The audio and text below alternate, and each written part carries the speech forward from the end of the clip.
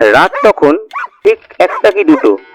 অন্ধকার ঘর, জানলার ফাঁক দিয়ে আসা নিয়ন আলোর একটা সরু রেখা এসে পড়েছে আপনার ফোনের স্ক্রিনের ওপর। আপনি একা সোশ্যাল মিডিয়া স্ক্রল করছেন। স্ক্রল করতে করতে আপনার আঙুল হঠাৎ থমকে গেল একটা ভিডিওতে, যেখানে কোনো চটকদার থাম্বনেল নেই, নেই কোনো এডিটিং, নেই কোনো সাউন্ড এফেক্ট। স্ক্রিনে দেখা যাচ্ছে একটা সাধারণ চেহারা, 24 বছরের ছেলেকে।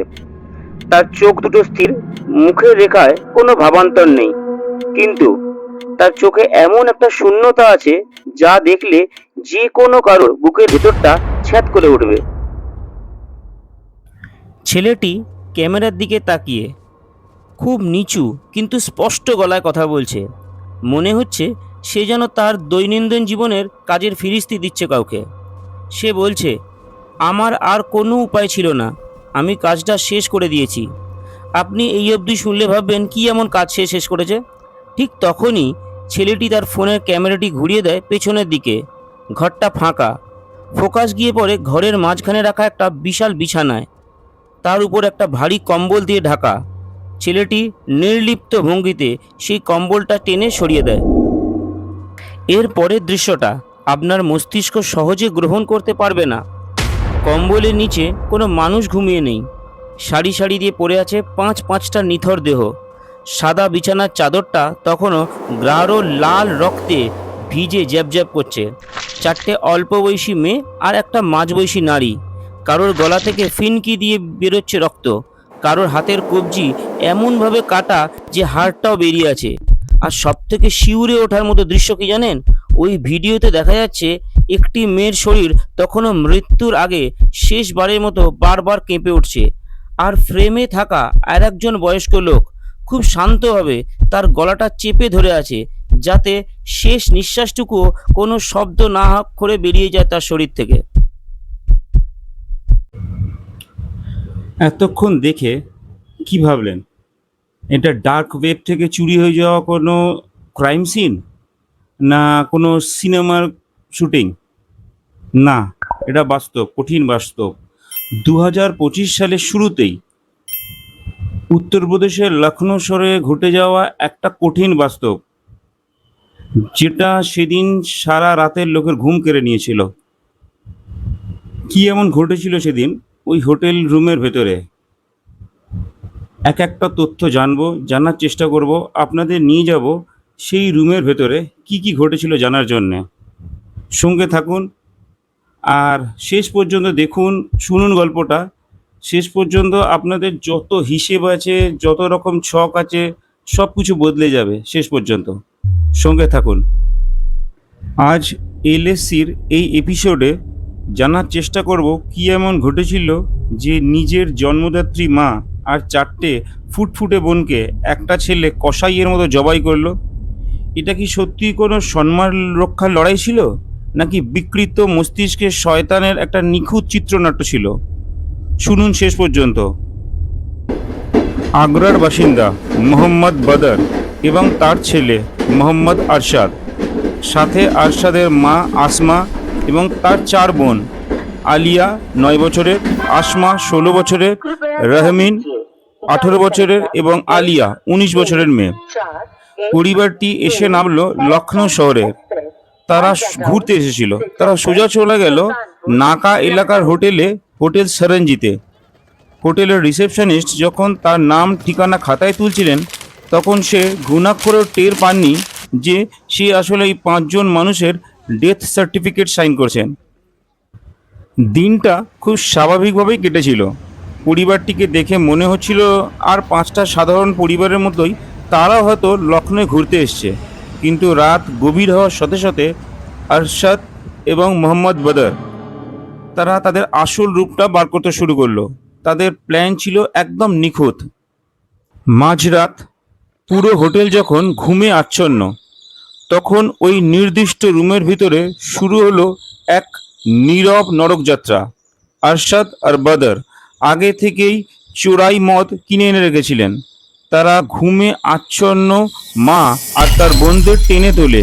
ওই ছোট্ট 9 বছরের আলিয়া, যে হয়তো তখনও ঘুমের ঘোরে তার মায়ের আঁচল খুঁজছিল, তার বোঝা মুখেও জোর করে ঢেলে দেওয়া হলো সেই বিষাক্ত অ্যালকোহল। নেশার তীব্রতায় যখন 5 জন মহিলা প্রায় পক্ষাঘাতগ্রস্ত, তাদের প্রতিরোধ করার মতো বা চিৎকার করার যখন কোনো বিন্দুমাত্র শক্তিও অবশিষ্ট নেই, ঠিক তখনই আরশাদ তার জ্যাকেটের পকেট থেকে বের করলো কয়েকটা চকচকে ব্লেড। একবার কল্পনা করুন সেই হোটেল রুমের দম বন্ধ করা পরিস্থিতিটা। বাবা, দাদা, যাদের কাছে সবথেকে বেশি নিরাপদ থাকার কথা, আজকে তারাই জমদূত হয়ে উঠেছে।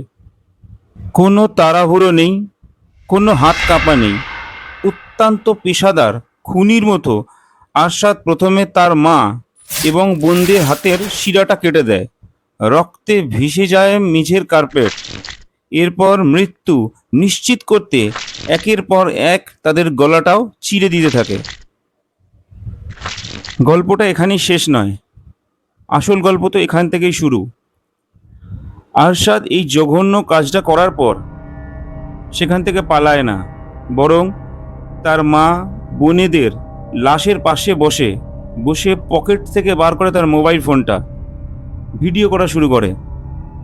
ভিডিওতে সে বলে যে এটা তার পারিবারিক সম্মান রক্ষার জন্যে এই মার্ডার তাকে করতে হয়েছে, এবং ভিডিওটা সে সোশ্যাল মিডিয়াতে আপলোড করে দেয়। এরপর বাবা মোহাম্মদ বদরকে নিয়ে আরশাদ চলে যায় লখনৌ স্টেশনে। লখনৌ স্টেশনে বদরকে ছেড়ে দেওয়ার পর চলে আসে লখনৌ পুলিশ স্টেশনে, এবং লখনৌ পুলিশ স্টেশনে এসে সে সারেন্ডার করে। পুলিশকে ধরা দেওয়ার আগে মোহাম্মদ আরশাদ তার মৃত মা এবং বোনেদের শরীরের পাশে বসে 6 মিনিট 55 সেকেন্ডের একটা ভিডিও বানালেন, যে ভিডিওটা তিনি সোশ্যাল মিডিয়াতে পোস্ট করলেন, এবং সেই ভিডিওর মধ্যে দারুণ একটা গল্প ফাঁদলেন। ভিডিওতে আরশাদ এমন একটা গল্প ফাঁদল যা শুনে যে কারোর সহানুভূতি তৈরি হবে। সে দাবি করল আগ্রায় তাদের এলাকায় কিছু প্রভাবশালী ল্যান্ড মাফিয়া এবং নারী পাচারকারী তাদের বাড়ি দখল করে নিয়েছে। শুধু তাই নয়, ওই মাফিয়ারা নাকি পুলিশকে হাত করে আরশাদ এবং তার বাবাকে মিথ্যা মামলায় ফাঁসিয়ে জোর করে জেলে ঢোকানোর চক্রান্ত করছে। আর তারা জেলে গেলে আরশাদের বোনদের হায়দ্রাবাদের অন্ধকার গলিতে বিক্রি করে দেওয়ার প্ল্যান করছে। বোনেরা যাতে পাচারকারীদের হাতে ধরা না পড়ে এবং লাঞ্ছিত না হয়, তাই সে তার সম্মান বাঁচাতে এই মর্মান্তিক সিদ্ধান্ত নিয়েছেন। আরশাদ আরও অভিযোগ করলেন তাদের কাছে 1947 সালের নাগরিকত্বের বৈধ কাগজ থাকা সত্ত্বেও এলাকার লোকরা তাদের বাংলাদেশি বলে প্রতিদিন গালাগালিজ করত। ভিডিও শেষে এক অদ্ভুত এবং মোক্ষম চাল চাললেন। সে সোজা উত্তরপ্রদেশের মুখ্যমন্ত্রী যোগী আদিত্যনাথের উদ্দেশ্যে বললেন, আমরা ইসলাম ধর্ম ত্যাগ করে হিন্দু হতে চলেছিলাম, মাফিয়ারা আমাদের এই বাড়িটা কেড়ে নিচ্ছে, আমি চাই এখানে একটা মন্দির তৈরি হোক যাতে আমার সম্পত্তি গরিবরা ভোগ করতে পারে। টুইস্টটা বুঝতে পারছেন বন্ধুরা? একদিকে 5টা লাশ, অন্যদিকে মাফিয়া চক্রের তত্ত্ব, মানব পাচারের অভিযোগ, এবং তার সাথে জুড়ে দেওয়া হলো ধর্মীয় সুড়সুড়ি। এই ভিডিওটা দেখার পর নেট দুনিয়ায় দুটো দল তৈরি হয়ে গেল। একদল বলতে শুরু করলো ছেলেটি নিশ্চয়ই সিস্টেমের শিকার, নিরুপায় হয়ে নিজের বোনদের ইজ্জত বাঁচাতে এরকম চরম পথ নিয়েছে। কিন্তু সত্যিটা কি আদৌ তাই ছিল, নাকি পর্দার আড়ালে লুকিয়ে ছিল অন্য কোনো ভয়ঙ্কর মনস্তত্ত্ব? ভিডিওটা ভাইরাল হওয়ার কয়েক মিনিটের মধ্যেই লখনৌ পুলিশের সেন্ট্রাল জোনের ডিসিপি রবিনা ত্যাগীর নেতৃত্বে বিশাল বাহিনীর পুলিশ হোটেল শরণজিতে ঝাঁপিয়ে পড়ে। রক্তের বন্যা থেকে উদ্ধার করা হয় বডিগুলোকে। তার বাবা বদর ততক্ষণে লখনৌ রেল স্টেশনে পালানোর অপেক্ষায় ছিল। পুলিশ তাকেও সেখান থেকে ছো মেরে তুলে নেয়। আরশাদ ধরা দেওয়ার পরে প্রাথমিক জিজ্ঞাসাবাদ করার পর প্রাথমিকভাবে আরশাদকে মনে হচ্ছিল আরশাদ বুঝি সত্যি ভিকটিম, তার গল্পগুলো শোনার পর। কিন্তু পুলিশের তো ওই আষাঢ়ে গল্প শুনে চলবে না। পুলিশ একটা তদন্তকারী কমিটি গঠন করলেন এবং বড় টিম তৈরি করলেন। যে টিমটা আগ্রার উদ্দেশ্যে রওনা দিল।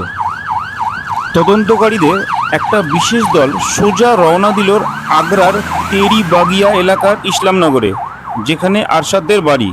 আর সেখানে গিয়ে প্রতিবেশীদের সাথে কথা বলার পর যে সত্যটা পুলিশের সামনে এলো, তা আরশাদের সাজানো তাসের ঘরকে এক লহমায় ধুলোয় মিশিয়ে দিল। ইসলামনগরের বাসিন্দারা পুলিশকে যা জানালো তা শুনে তদন্তকারীদের অফিসারদের গায়ে কাঁটা দিয়ে ওঠে। কোনো ল্যান্ড মাফিয়া, কোনো নারী পাচারকারী, এ সব কথা মিথ্যে, ডাহা মিথ্যে। আরশাদের প্রতিবেশী যারা, তারা স্পষ্টভাবে জানালো বিগত 10 থেকে 15 বছর ওই এলাকায় তাদের বাড়ি কেউ দখল করতে আসেনি, বরং আরশাদ এবং তার বাবা মোহাম্মদ বদর দুজনেই ছিল এই এলাকার সবথেকে বড় ত্রাস। প্রতিবেশীরা জানায় যে বাবা ছেলে দুজনেই চরম বিকারগ্রস্ত এবং মানসিকভাবে সাইকোপ্যাথ।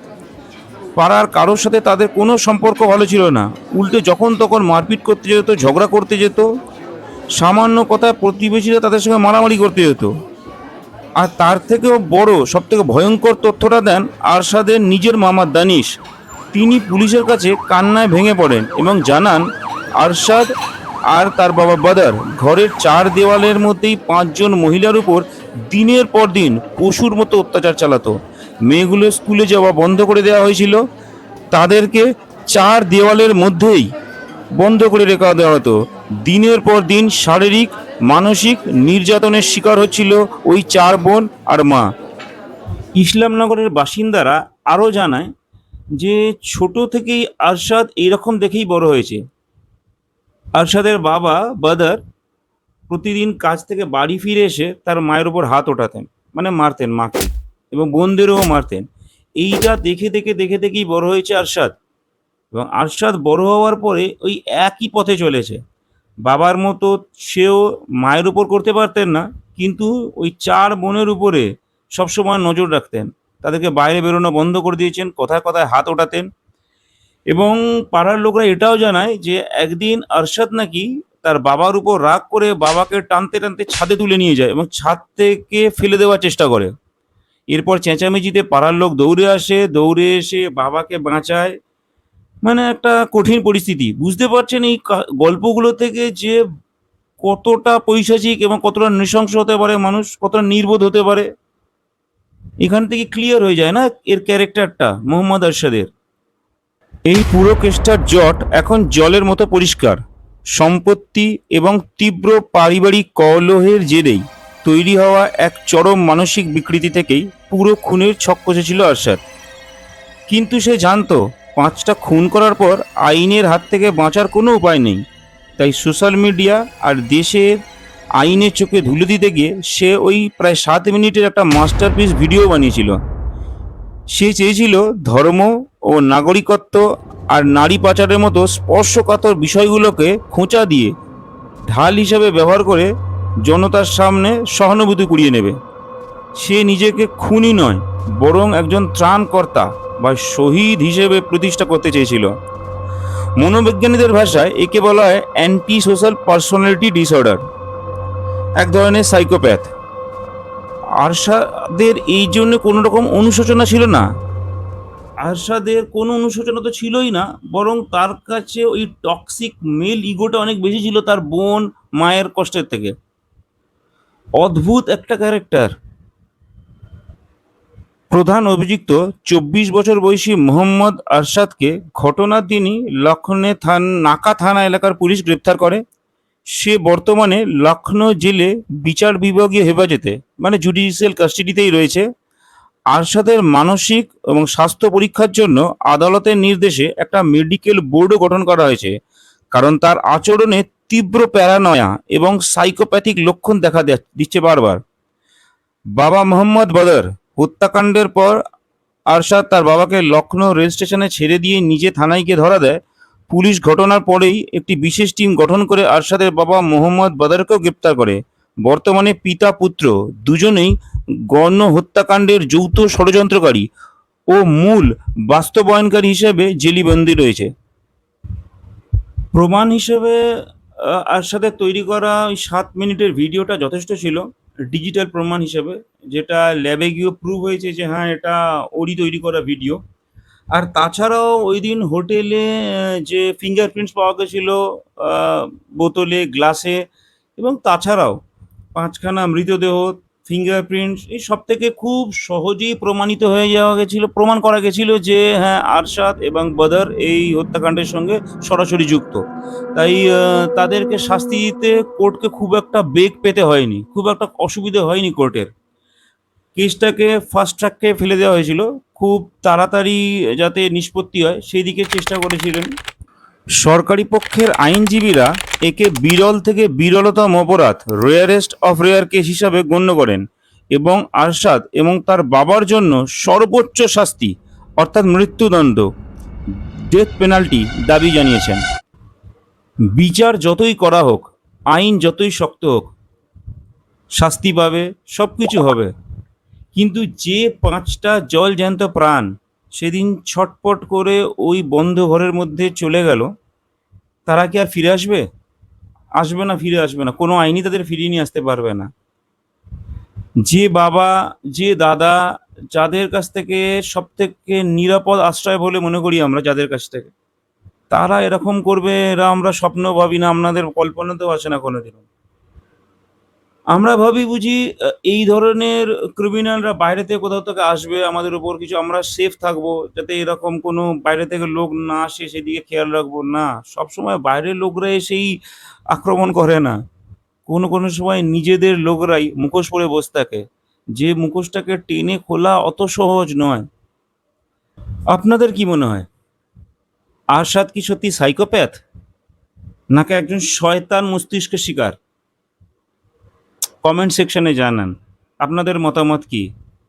আর সতর্ক থাকুন, সাবধানে থাকুন, আশেপাশে যে মানুষদের দেখছেন তাদের উপর নজর রাখুন, কে কখন কোথা থেকে কিভাবে বিপদ হয়ে আসে বলা যায় না। আজকে বিদায় নিচ্ছি, পরবর্তী এপিসোডে আপনাদের সঙ্গে দেখা হচ্ছে। এই ধরনের একটা হিমশীতল এপিসোডের জন্য তৈরি থাকুন। Good night.